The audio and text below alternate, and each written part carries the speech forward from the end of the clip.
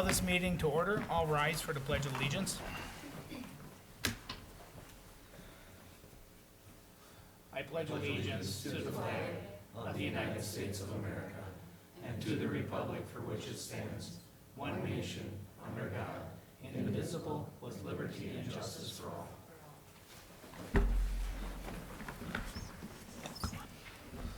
All right. Was there any changes except I think 6I, Yes. police may vehicle remove- purchase? Actually, Mr. Mayor, if you would like, there's a declaration, Oh, yeah. numbers I, you can remove that one as well. Yeah. And, that Yeah, is 6F. item 6F can be taken off. We're gonna take that off. I will, yep, I'll give her a Can't do report on that. it. Okay, sounds good. Can I get a motion to approve? Move, second. All in favor, say aye. Aye. Opposed? Motion's carried.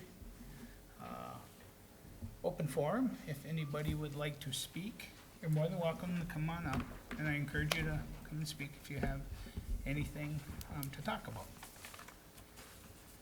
You wanna come on up, Dale?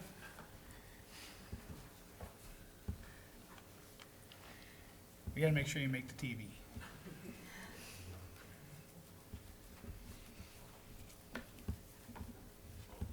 Right up at the podium.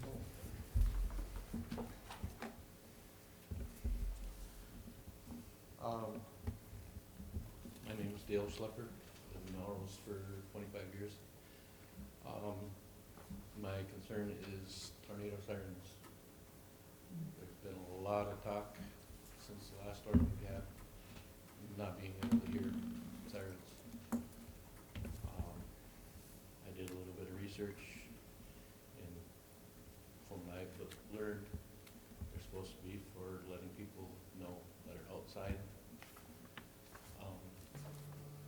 Why wouldn't you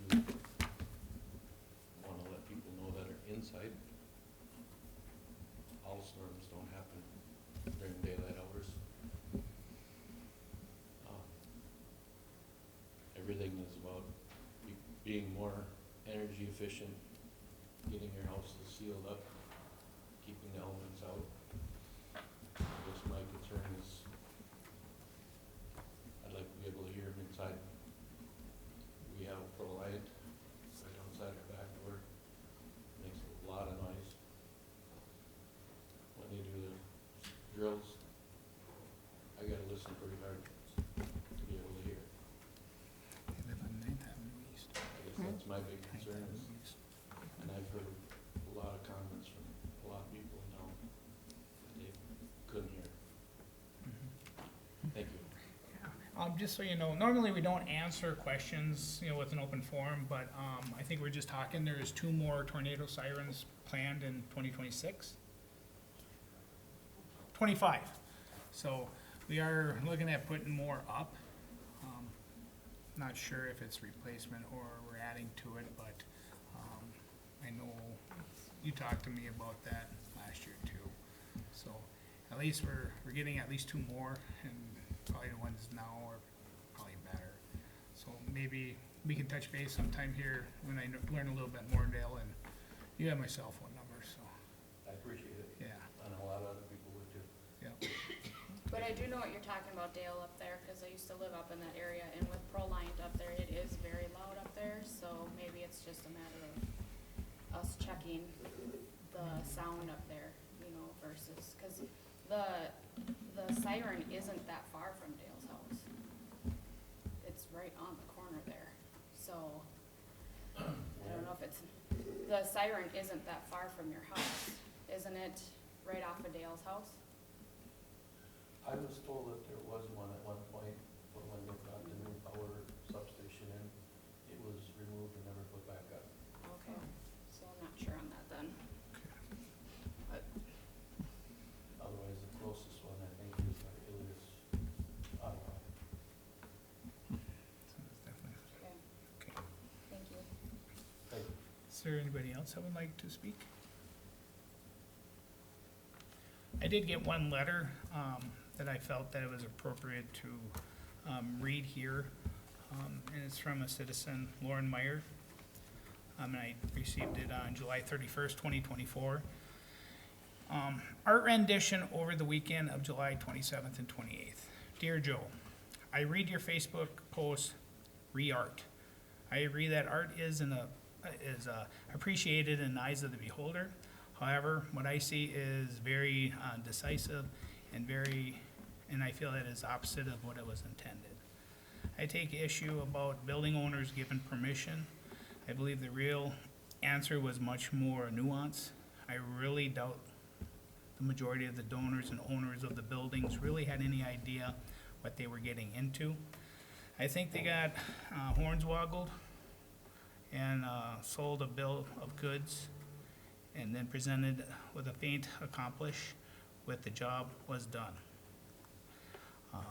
I have been doing some pro bono with one of the owners who gave permission. She requested a peaceful, tranquil beach scene, very much to the murals of Sauk Center, which are tastefully done, reflect culture, history, and values of the community. I see none of that in Melrose. If the art of Melrose like this I would suggest that they take the Amtrak to the south side of Chicago and get an eyeful of art.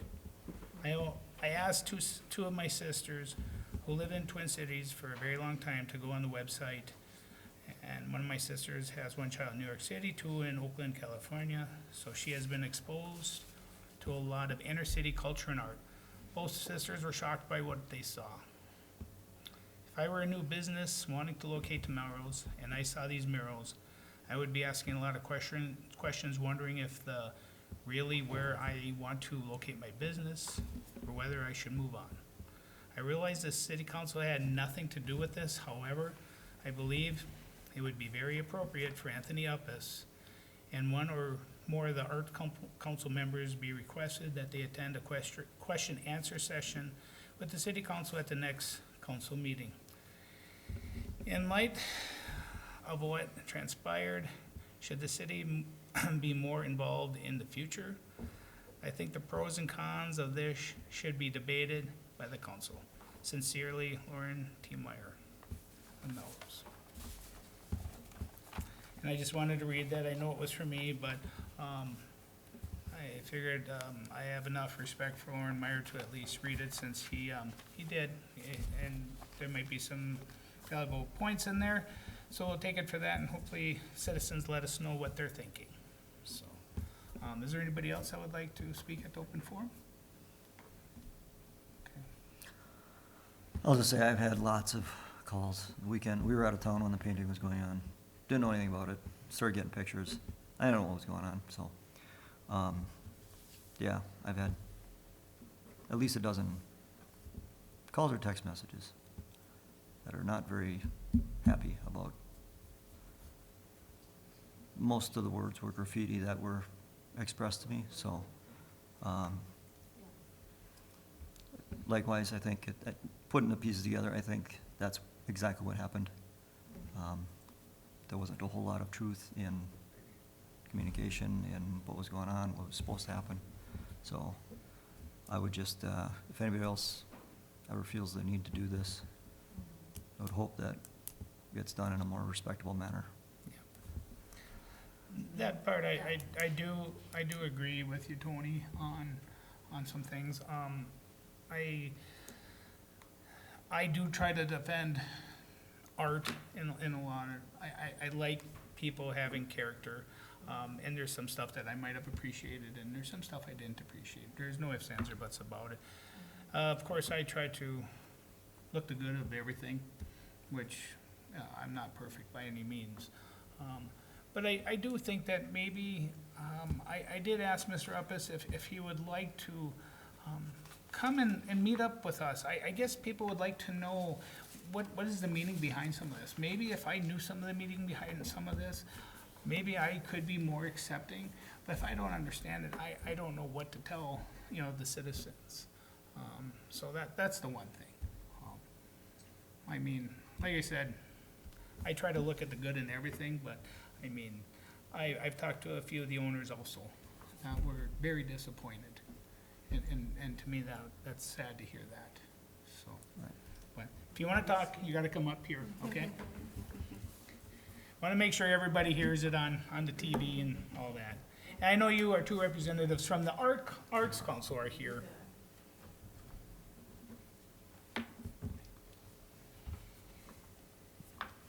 Thank you for providing this opportunity. Appreciate it.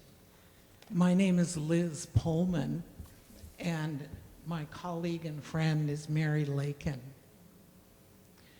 And we are both board members of the Melrose Area Arts Council.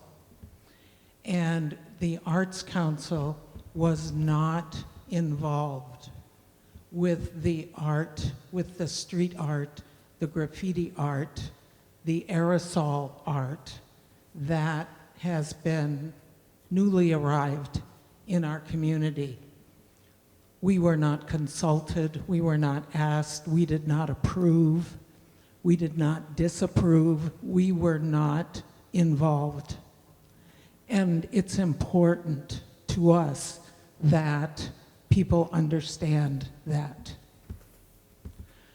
Having said that, we are interested in supporting art. And we understand that some art is not pretty. Some art is designed to cause a reaction. Some art is beautiful. And as somebody has already said, beauty is often in the eyes of the beholder. And what may be beautiful to me may not be beautiful to my friend Mary. As a matter of fact, members of the Arts Council, the Board of Directors, we have many different opinions personally about our reaction individually to the art that is newly arrived in town. But as a group, as a whole, we are generally speaking, supporting art, supporting the creative expression, and individuals of us may have different opinions. I know for myself, when I first saw the street art, my first reaction was startling and shocking.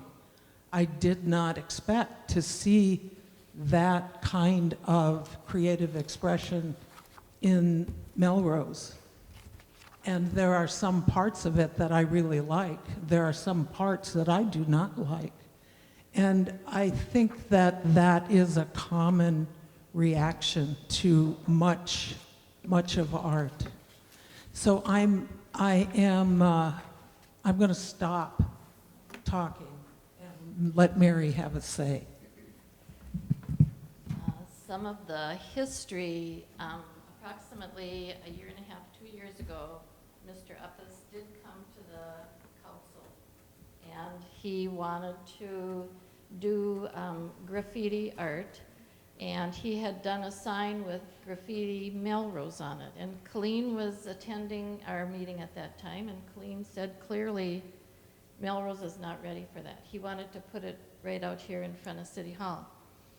And he was told very clearly that Melrose is not ready for that. And then we did not hear anything else.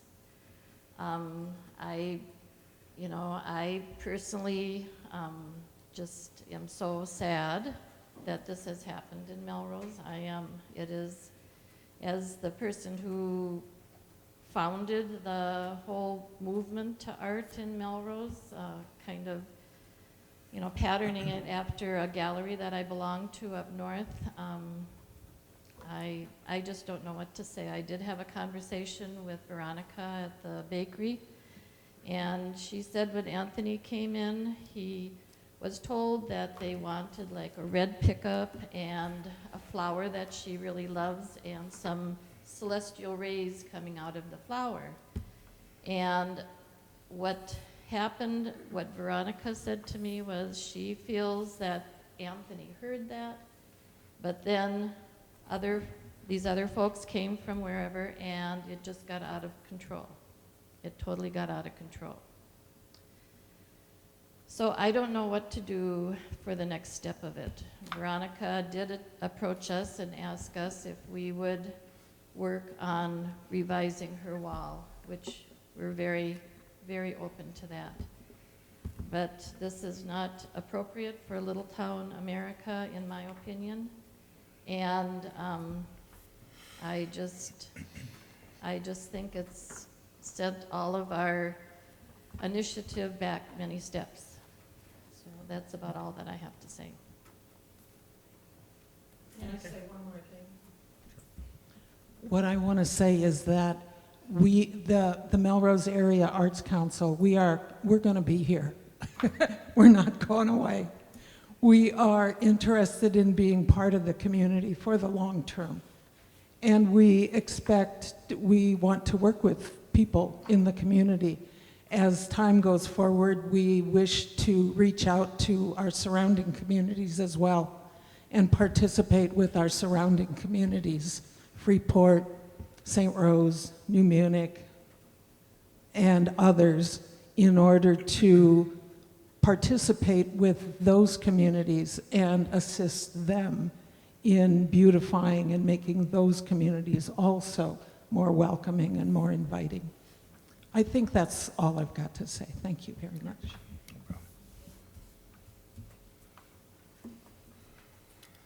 So in the last tip that I have, I know that Mr. Meyer was referring to a Facebook post that I put. I try to put stuff on there that's respectful to all sides.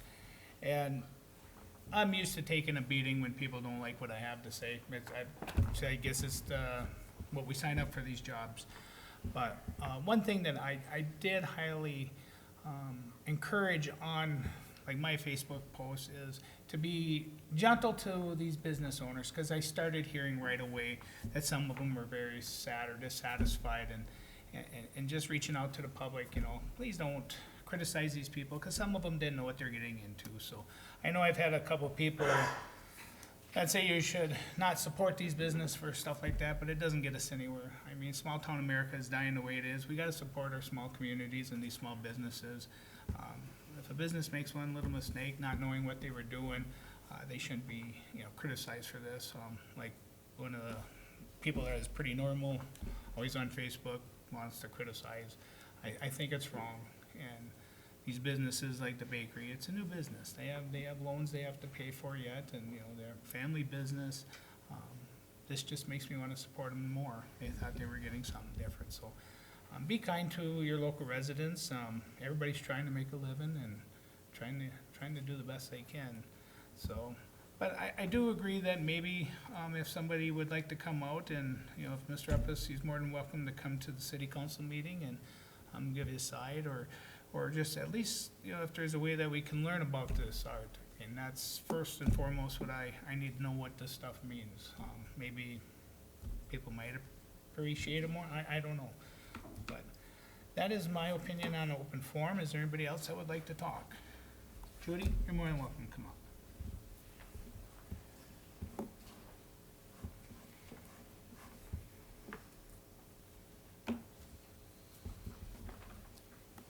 My name is Judy.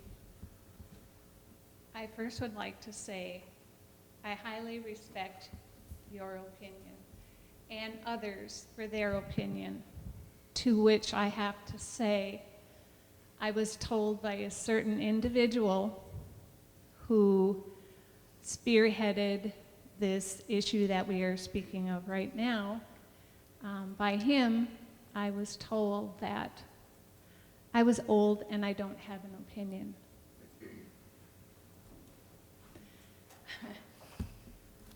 To that, I look over and I see all these people here who are pretty much right around my age. And I believe and I respect each one of you for your opinion. With that being said, I am here representing many, many citizens of Melrose. And Joe, you had mentioned that you wanted to hear from citizens of Melrose. Many of the people that I have spoken to chose not to come to this forum for many reasons. And I said, I would be more than happy to go and represent you. I have to say the majority of people that I have spoken to are not in favor of what they're seeing in the city of Melrose. It doesn't represent Melrose.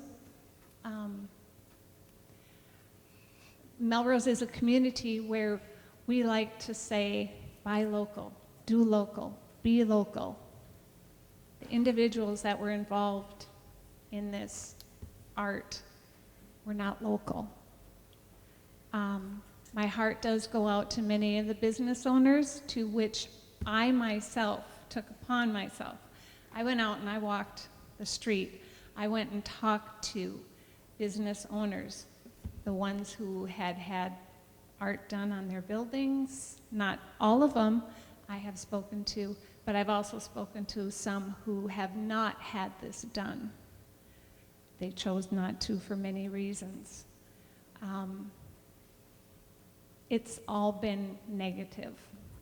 I'm very sad to see what's happened in Melrose. I've heard many comments from individuals that don't even live here saying, what is happening to Melrose? It breaks my heart. I've lived here for 45 years. My husband and I have paid taxes for 45 years. I've also been told by this individual, what have you done for the city of Melrose? I don't want to get into that. We have all done so many things for the city of Melrose, whether it be citizens, paying taxes, employees, volunteers. Do we have to go around and mark our spot around the city, such as this? Again, I say I'm speaking for many, many citizens throughout the city of Melrose. I don't have an answer. Putting it in your lap. Something needs to be done. Thank you. Thank you for coming up, Judy. Thanks, Judy. Thanks, Judy. Is there anybody else that would like to speak? All right. All right, we're on the consent agenda. Approval of the bills, minutes, purchase orders, fire department bad debt, ambulance bad debt, pay app number 3 for the street improvements from Molitor, pay app number 4, 2023 Railroad Avenue Northwest improvements, then a Veda invoice. Can I get a motion to approve? So move. Second. All in favor, say aye. Aye. Opposed, motion carried. Police Department monthly report. Chief Mouse. Good evening. In our traffic area, July 2024, we had 14 citations, 56 verbal warnings. In July 24, we had 236 calls requests for service. Last year was 176. So an increase of 60, which is kind of interesting because last year we were working with a 3-officer department, much like we are this year. So it goes to show that calls don't stop, even though we don't have enough cops to cover most of them. With that being said, in July 23, we had 1,786 calls for service. This year we're at 1,942. So the numbers continue to increase for us. And it appears as though we're keeping up with it because I don't have stacks too big on my desk anymore. So life is okay. 15 agency assists. Those are sitting about normal. Some areas to highlight: school starts September 3rd, so let's keep our eyes open for all the people moving about then, and those big yellow machines that have flashing lights and make frequent stops. Let's keep extra eyes out for those, because it is a frustration when we do get calls in related to bus arm violations, those sorts of things. We're not so concerned about the bus itself, but the people that are around it. So our new hire, Officer Adam Root, he has been training for about 2 weeks now, asking a lot of questions, so that's good to hear. We do have one open position yet, and we're hoping to work towards that filling closer to October, November, when Officer Root should be done with training. That way we're not training two at one time and overtaxing our officers trying to get people in and out of the door and those sorts of things. Other than that, I have nothing else unless there's questions from the council. I should have asked you ahead, what is a typical school bus violation? As far as a fine or Yeah, the penalties? fine. It's automatic, you gotta go to court, right? It is a court date, yes. General fines are set at $500. Okay. And then there are sometimes law library fees and everything else. It can clear $700. It all depends on what the judge decides, though. If you can put that in there, Carol, 'cause I know quite a few people have done that in the past, and yeah, it drives me nuts too, so. And interesting is the Mayor's Bus Service has, I think, 5 buses. Don't quote me on the number, but they applied for a camera grant program, and they have cameras on their buses now. It captures drivers' license plates and those sorts of things. Granted, we don't just have Mayor's Service coming through our town, but it's been beneficial for the violations that we've had. Yeah, that's good. All right, thank you. Anything else? No, we should be good. Thanks, Craig. City Attorney report?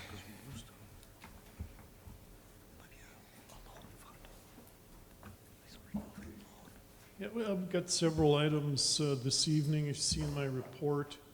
We've had a lot of projects, and we've been going out for bids, and, under state law, we're supposed to be awarding them to the lowest responsible bid. And some of the contractors that we've been working with have been difficult. So spent some time, talked with some other city attorneys.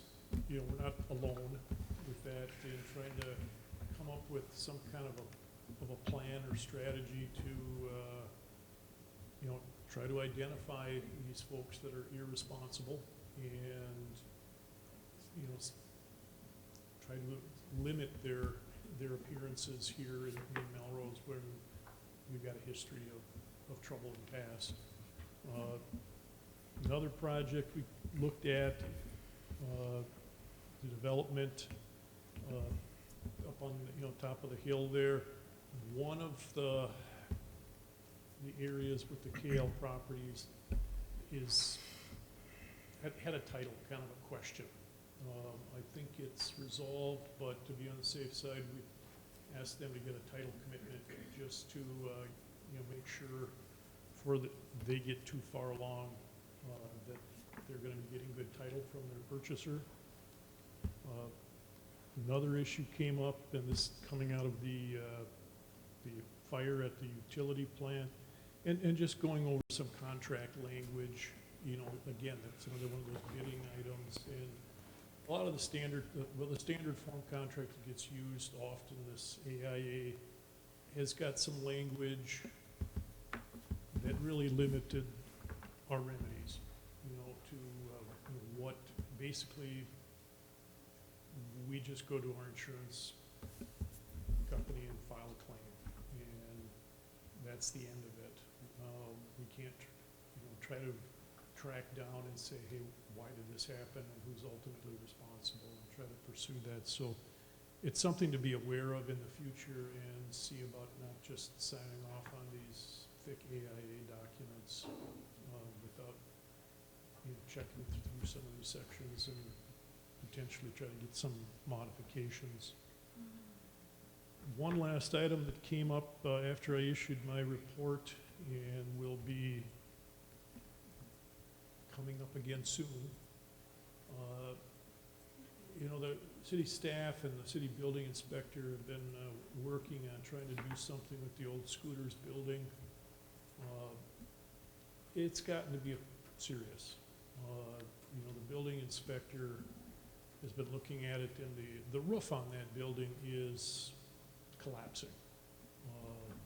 It's doing it in slow motion at the moment, but it's starting to come down. And, as the inspector noted in his letter, that, if this falls, it's fallen for 2 stories. And it creates a hazard both for the buildings on either side of it, particularly it has a party wall, with its neighbor to the east. And, if it comes down, what damage does that do to the neighboring buildings and the neighboring structures? So we're working, the city building inspector said it's got to come down. That's the solution. We've been working with the property owner. He's gotten a notice from the city inspector saying that this is a hazardous building, and there should be notices posted to that effect on the building soon. And, we've been talking with the building owner. What I'm looking to pursue is to see if we can't get them to enter into an agreement with the city where they consent to have the city do the demolition and then assessing the cost against the property. It is a hazardous building. There is provisions in the state statutes that we use for abating nuisances. Those procedures take time. And I don't know if we've got that much time. If we have to go all the way through court, the thing could fall down while we're waiting to go to court. So we're trying to move this along by pursuing an agreement. That will go out to the building owner. I've prepared the letter. This will come back to the council because, before we can sign any agreement, the council will have to approve it. So,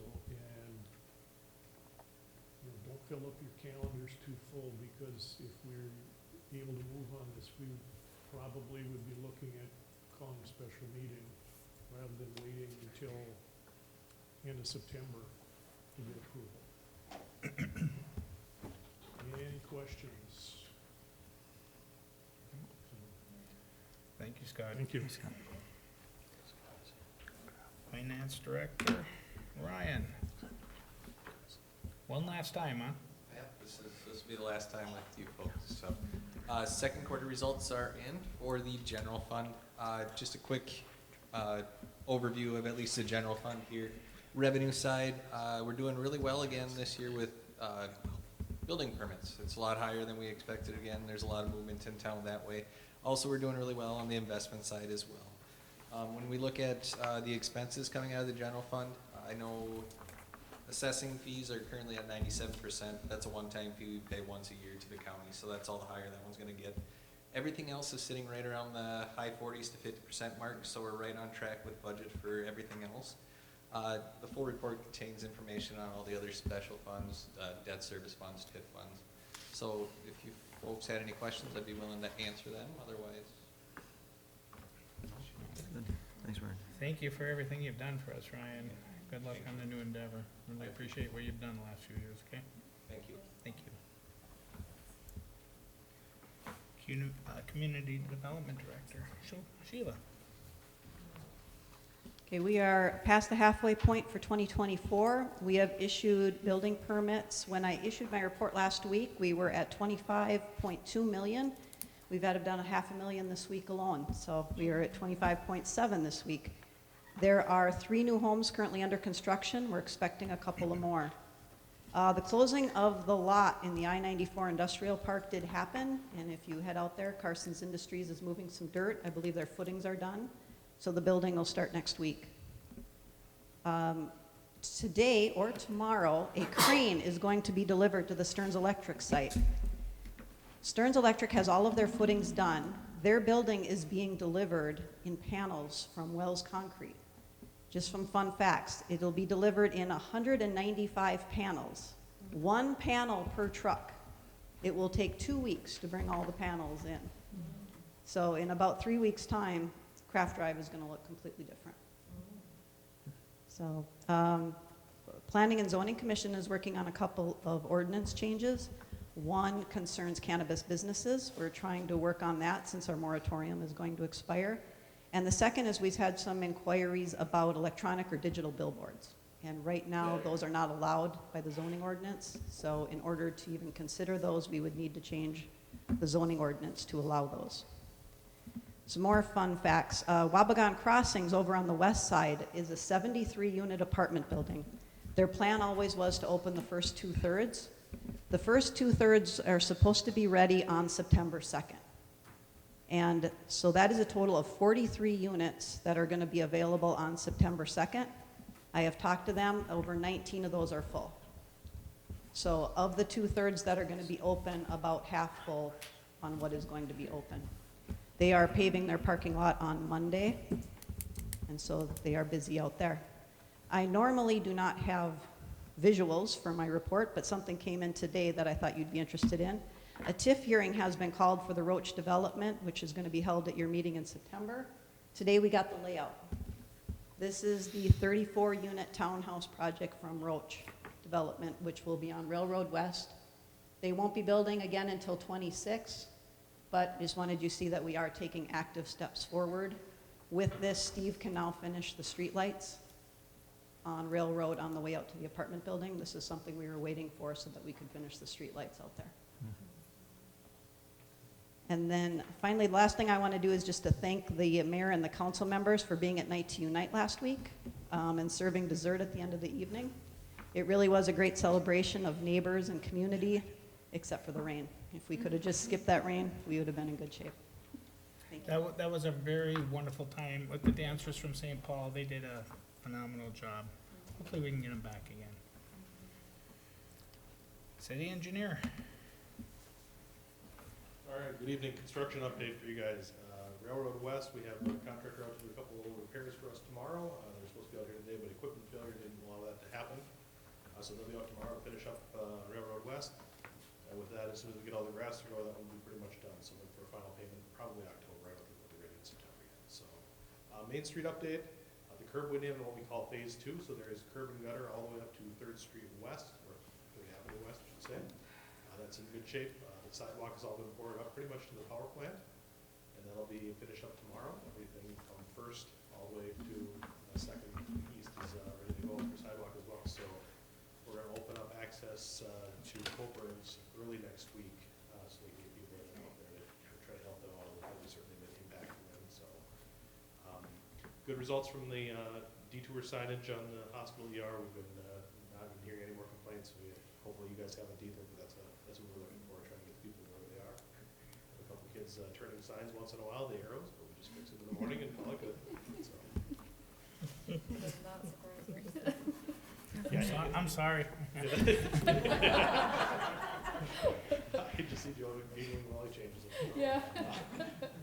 They did replace a couple of broken sidewalk panels on the active transportation sidewalk up by the school. A couple of those were broken by a hydro seeding truck, so they repaired those, replaced those actually yesterday. So they're in place. Get that guy back open and get people using it again. So, questions for me? Thank you. City administrator report. Colleen. So we have several positions that we are currently hiring for. In our police department, we are short one officer. We are going to be interviewing for a new finance director, and those interviews will take place on Monday of next week. We did get several applicants for that, so that was very encouraging. We're still looking for a part-time street. It says supervisor, that's not correct. We're looking for a part-time street employee, maintenance employee. That person would primarily work in the summertime, mowing lawns, and primarily help the street department in the wintertime with getting snow off a sidewalk. So if anyone knows of anyone that is looking for a part-time job, this would be really an enjoyable job for someone who likes to mow lawns, etc. In the electric department, we are also looking at a couple positions as well. So that's the update there regarding workforce.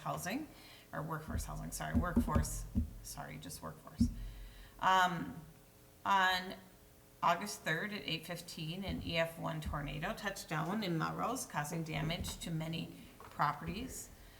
I am happy to report that our emergency response plan worked very, very well. And all city departments, along with mutual aid from several area communities, were able to restore power and clear out trees off of city streets by 1 a.m.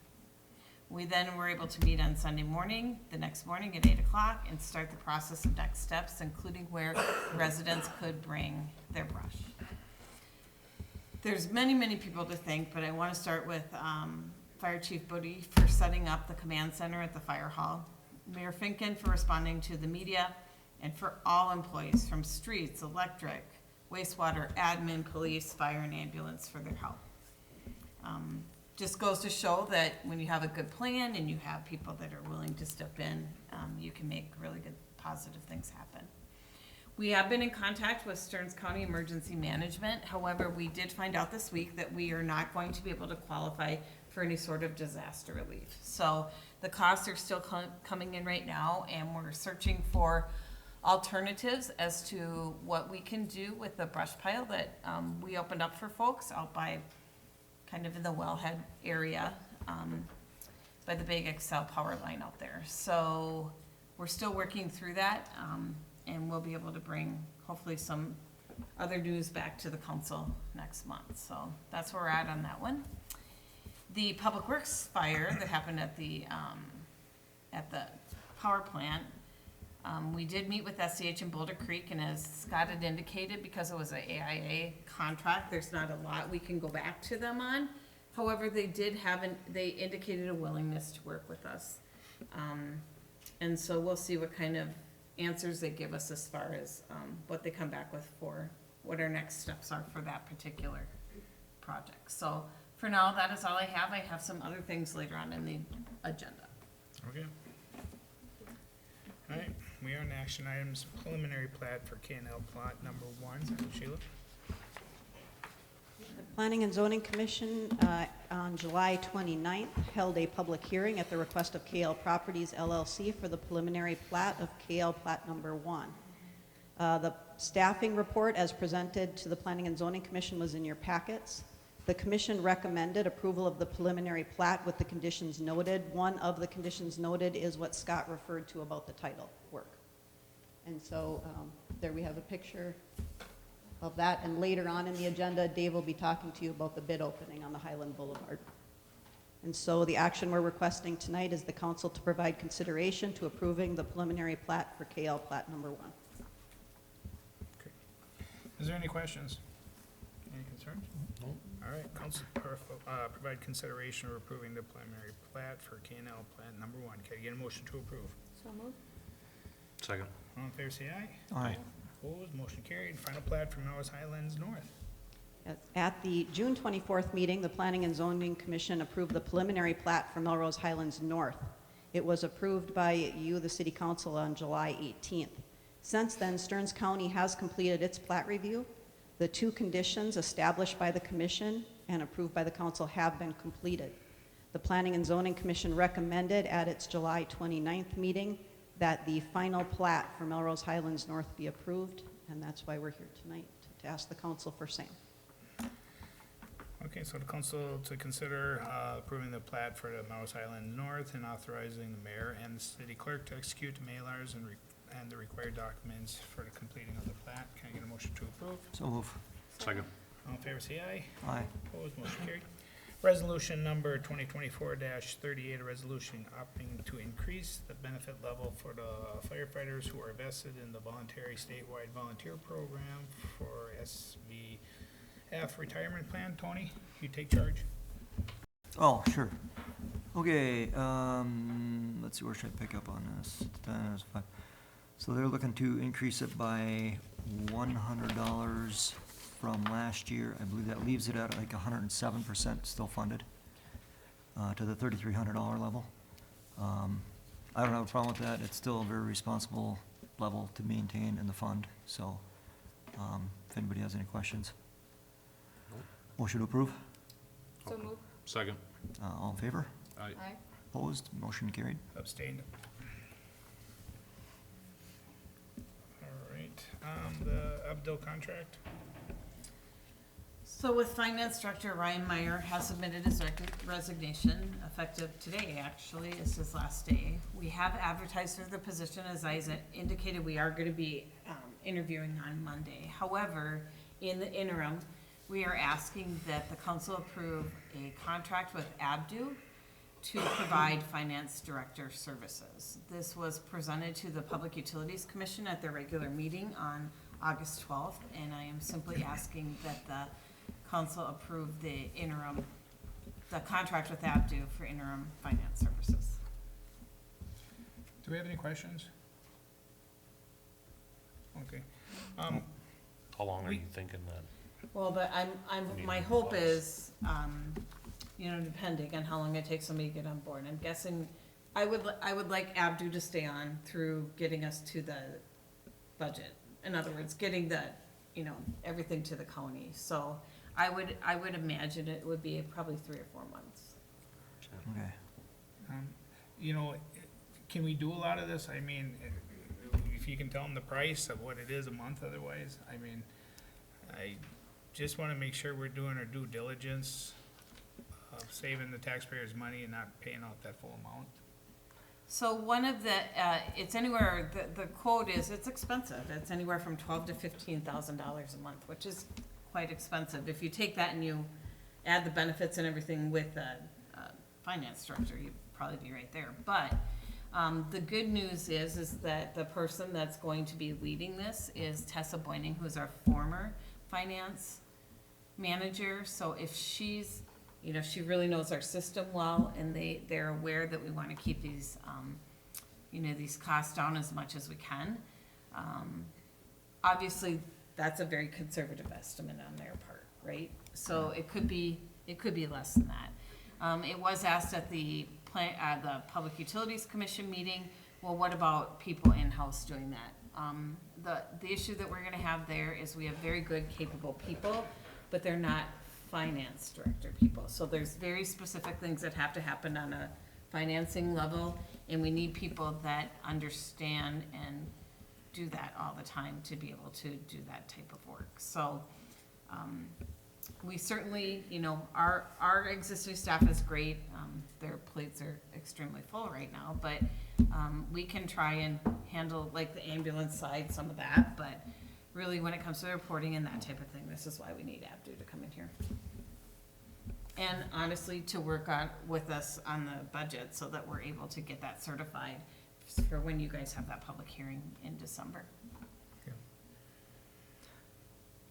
If we get somebody on board sooner, obviously, we can drop probably some expense out of it. Oh, for sure. I obviously. think that they would be willing to negotiate, and if you want me to have that conversation to make Yeah. sure that we can do that in there, you know, if we could drop, Because I know we have applicants already for yep, the- we have five, Right. or, I believe five. So- And we're gonna interview, but it takes, you know, government counting, it takes a little bit of while to get up to speed for it, so, I'm sure Ryan would be happy to help out with that.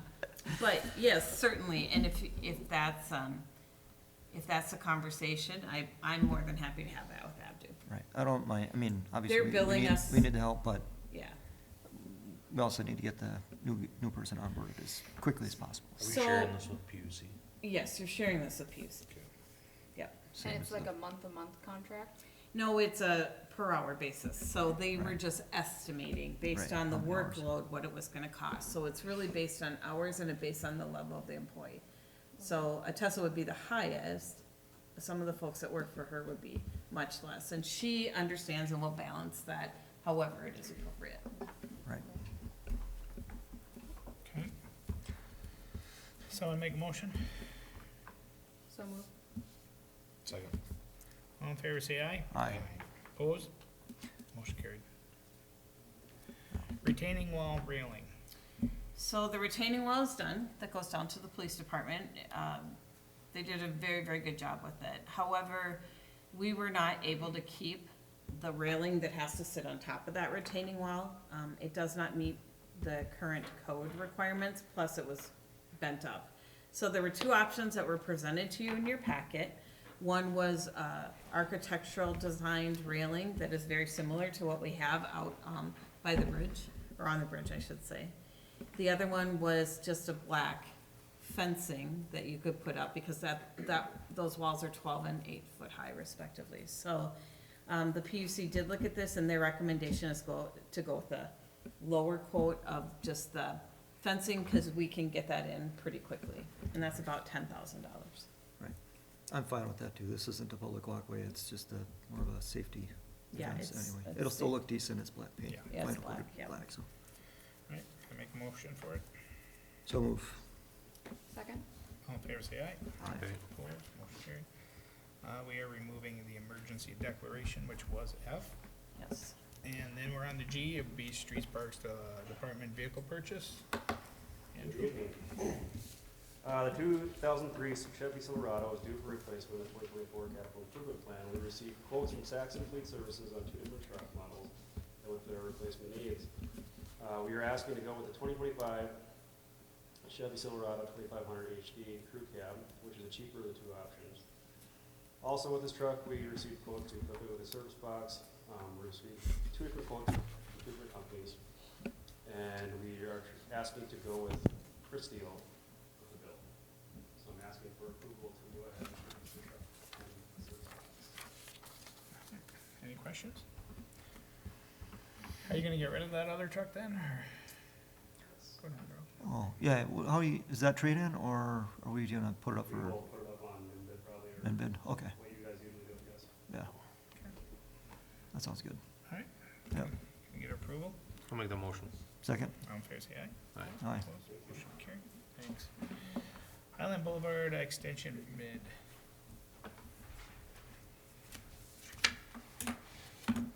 Just Back, taking it just down in to you case, guys. we opened bids this afternoon on the Highland yeah. Boulevard Extension, project. We received 8 bids, from contractors in the area, ranging from, shows in my memo revenue spreadsheet, 371,000 up to 450 and change, I believe, the top. 451, 557 is our top bid, so, we originally had estimated approximately, with contingency, 356,000, so this bid does represent, about 15,000 over bid, over the estimate. Basically, we used numbers from this year's Main Street project, and, pipe numbers are great, asphalt numbers are high. That's really where it got us, is the asphalt numbers are about 50% more than what we paid on Main Street, so. It's within reasons, within a couple percent, but at the same time, it is a little higher, so. I have worked with a little bidder before, and in a project in Ogilvy, I had good luck with them. They were pretty responsive. They are from Hanover, Minnesota. Again, I had a waterway project with them in the past and worked pretty well, so I guess I don't have many fears about the contractor. Not something we usually see up here. They have been working Sauk Center relatively recently, so kind of an area, close by. Yeah. Questions? Just with any residential development, new development area, I know streets are always, seems like we've had a number of them within the last 20, 30 years. The streets tend to not be, have the right compaction densities or whatever, subgrade. I just wanna make sure that we're paying close attention to the subgrade densities, because otherwise you get roads that are heaving and, Yeah, and I can point to the ones you're talking about. I know Yeah. exactly which ones they are. Yeah. We do have a heavier section than was put in the rest of Highlands. Highlands previously did not have a sand section below class 5. We do have a sand section planned here because I'm not comfortable putting it in without it. okay, And because I want to account for that. Honestly, as long as we can stop Mother Nature from raining from the top, I think we'll build something very nice, but as we know, that's not a safe bet this year, right, so. sounds good. And What do we budget for this? we were using some of the funds from that sale of the river, whatever you wanna call it, Oh, yeah, railroad? to pay Railroad for West? this, right? Okay. What's that? And we're assessing. Yeah, and we are assessing, yes. Okay. Yeah, Very no, good. looks good.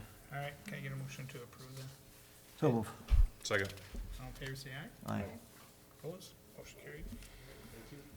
Police vehicle purchase again. I'm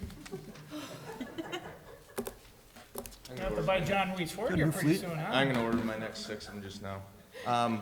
In front of you is a request for a cap, not to exceed $55,000. They are not making any 24 models anymore, which is what we were originally doing our specs off of. They are gonna be building 25 models roughly late September, early October. The goal is to just transfer specs over to the 25 model year. They said there's minimal changes and that the specs should come over just fine. But we want to get that idea, or at least on the holder list, and then that way if things come back on the 25 models within that $55,000 range or lower, we can move forward with things as opposed to another council meeting to ask again and check in. That's good. Craig, is there a reason why we keep going with them if we can't get the vehicles? Like, is it any more readily available if you switch brands and go? No, all the three major makers, Chevy, Ford, Dodge, they're all limiting their builds on the government side because the private side has been going so well for them. They did switch that line of thinking coming into '24 because of interest rates and a slowdown on the private side and whatever else. So they stopped making as much money as they could, and they decided that, well, we'll catch up with government that's going to continue to fund us through these slower, lower times. So I believe that turnaround's going to be a bit better related to that, but they are capping a lot of their production just to, maybe it's to keep the market hot or whatever else, but their private side has slowed down, so they are going the government side a little bit sooner, a little more consistently now. But there hasn't been anybody that I've talked to that's had a good, we usually had a 120-day turnaround. Nobody's had that yet or gone back to that, so the goal is to get ahead of it. And if it does come in 24 as a 25 model year, we do have the funds available for it, so we're not concerned about that, but we would hope for 25 just because then that cushion's there. All right, can I get a motion I'll to make a approve? motion. It's first, can I get a Second. All in favor, say aye. Aye. Opposed, motion is carried. All right, the Highland Boulevard review by planning and zoning. Yes, this is just an informational item. Because of Minnesota Statute 429.031 Subdivision 2, as we just mentioned, we are doing assessments, special assessments on the Highland project. One of the steps that was required was a formal review by the Planning and Zoning Commission of this particular street project. It was not included in the capital plan originally when Planning and Zoning looked at the plan last fall. So we went to them at their last meeting, and they have recommended, in your packet was a letter from Commission Chair Jason Sanger reporting its finding as to the compliance of this proposed improvement with the comprehensive plan. So this is just an informational item. We are following the statute on this project. Okay. All right, here on the new business. 8A tornado recovery funds. Did we want to say anything about that? Since the tornado, city staff have been receiving multiple offers for assistance, including help with raising money for the residents affected by the storm. In your packet were proposals from both the Initiative Foundation and the Greater Melrose Community Foundation.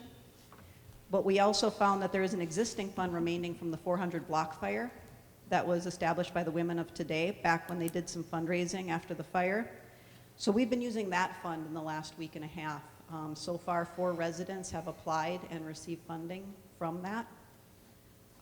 But also, both the Initiative Foundation and Greater Melrose Community have had proposed documents to you offering to do some additional fundraising.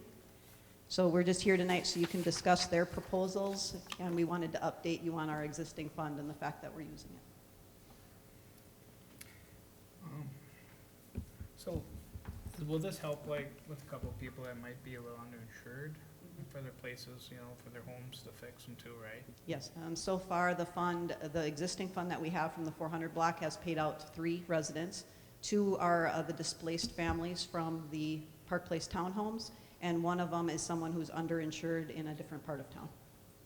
Yeah. And there are still some funds left. I think there was a little over $9,000 in that fund. So far in the last week and a half, we've paid out about $4,500, so there are some funds remaining.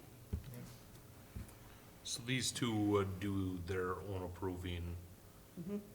They would do their own fundraising. People would go to them to apply for the money. And it would be set up as a disaster fund, similar to the one we already have, and it would just sit there waiting for, unfortunately, disasters to take place. Okay.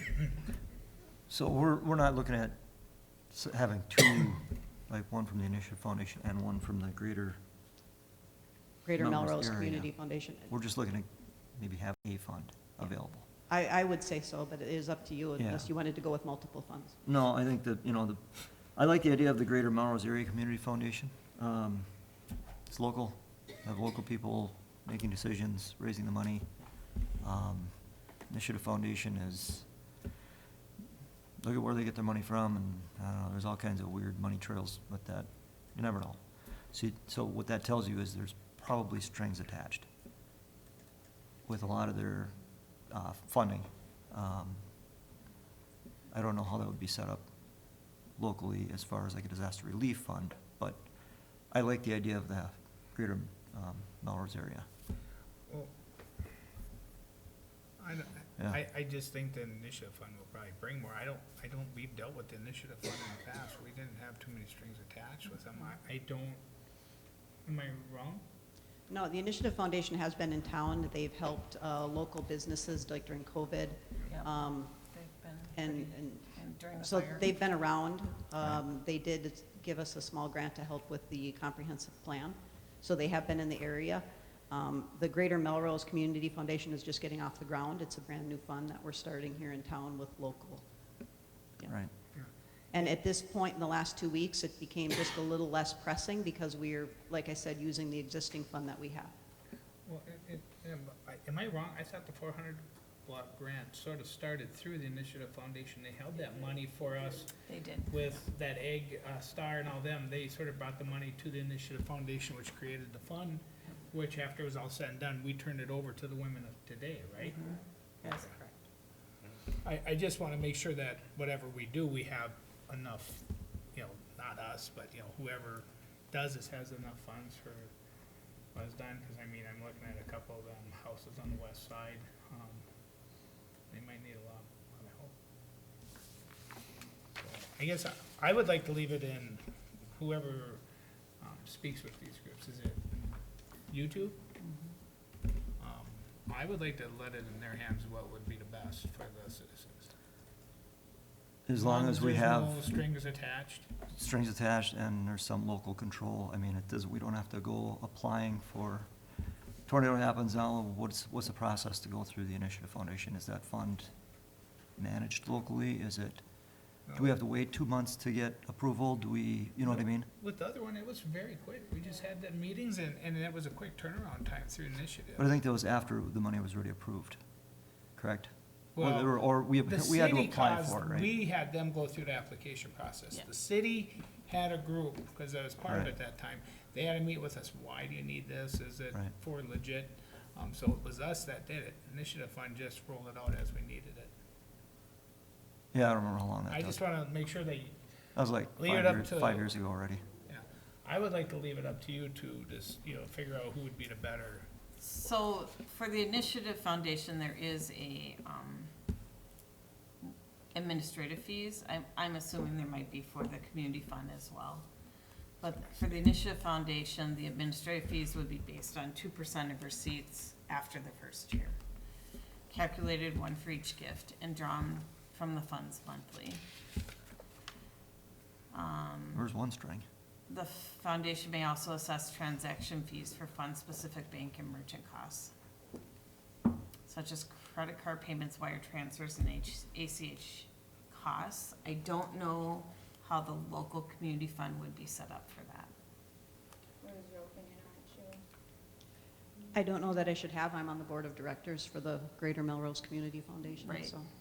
Yeah, I guess I would leave it, honestly, I would like to leave it in, your guys' hands to decide what would be the best, better good.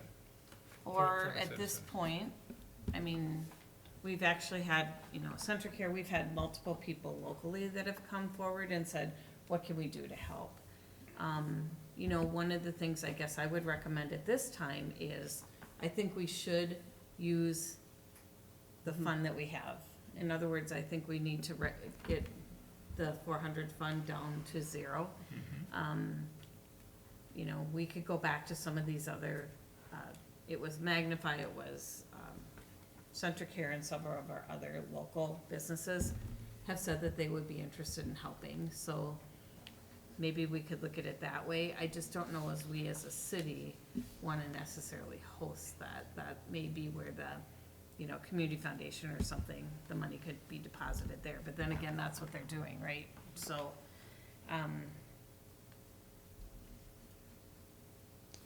Yeah, and I agree. I think that's kind of the point, is we should get rid of, we should spend down the 400 Right. block, because our Yeah. auditors haven't been happy about just this fund sitting there Yeah, so I think we being need to do that. unused. So we'll use that up first, and then we'll see where we're at. Yeah, I mean, we can always report back next month. I don't think we have to take action on this right now. I simply think we use the money that we currently have.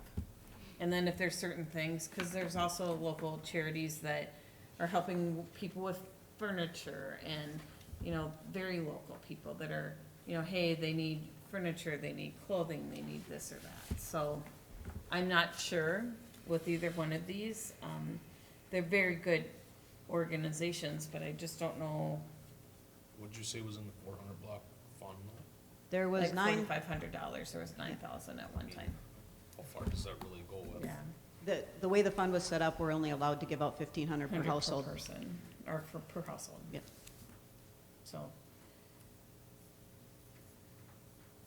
Because I think that the thing with the Greater Melrose Community Foundation, the Initiative Foundation, they're gonna be looking for the same sources to fund those relief efforts. So, you know, it's just, I think, a matter of which one you wanna use, so. Okay, I'll leave in your, whatever you guys decide, or what are we thinking? Do you wanna wait until We wait. next month until it's straightened down? Yeah, do Yeah. you want us to report back next month and we can let you know Yeah. where everything's at? Yep, and just see what are all the fees with both sides Yep, too. And we'll Yep. let you know if the 400 fund is gone. Okay, Yep. Yep. fair enough. yep. All right, then we'll move forward. Billboard design. Yes, staff has been working on a new design for the city side of the billboard on the Stearns Electric property. The discussion was paused while it was being determined if the billboard could remain with the new layout of the Stearns Electric property and its new headquarters. It has been determined that the billboard can remain. MATA discussed designs at its last couple of meetings, and at its August 8th meeting last week, it is recommending approval of the bottom design of these two. So we're asking the council, it is your board, to consider and discuss the billboard design for the city side of the board. I like the bottom one. I like the bottom one. Yep, We all agree. it's unanimous.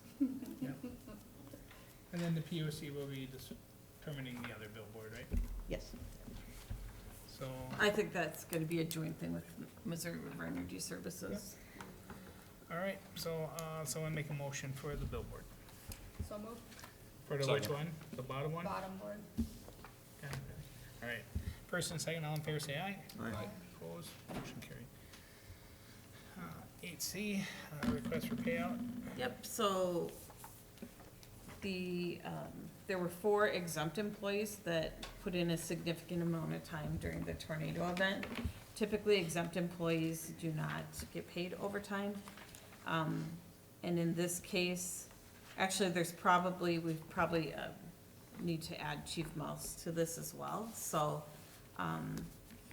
during the storm event that took place, there would essentially be 5 of exempt staff that work the hours, and we're just simply asking that you pay them out under straight time. There would not be overtime, it'd just be straight time. And we're allowed to do that per our personnel policy. There's a section when it comes to natural disasters. So again, you have 4 of them here. We need to add Chief Mouse to this as well. But you left, so I didn't get yours. Yeah. Yeah, no, and that's, you know, yeah, we do this, but also remember, it wasn't also a natural disaster, so we do gotta be careful in the future when we do it, but we did have some real hardworking people on that day, including Chief Mouse, Chief Buddy, I'm so sorry I called you that, but, Chief Buddy was very instrumental going back and forth through town with everything that day. I've crossed paths with him many a times. He should get a lot of credit too for what he did through the day, and the rest of the guys on the fire department, ambulance department. It was busy. I mean, gas leaks, there was, Yeah. ambulance was constantly going out all day, you know, for a couple of days, it seems like sirens going everywhere, so there was a lot of people that probably didn't get thanked, and I thank everybody for what they've all done. Cause yeah, it was amazing seeing the community come together in such a hurry. I mean, people helping people that I never would've thought that they would've helped out. I mean, people really came together as a family here, and it was great to see. So, can I get a motion to approve that? So move. Second. All in favor, say aye. Aye. Opposed, motion is carried. Information items, utility commission meetings, schools, conferences. Can I get a motion to adjourn? So move. Second. All in favor, say aye. Aye. Opposed, motion carried. Meeting adjourned.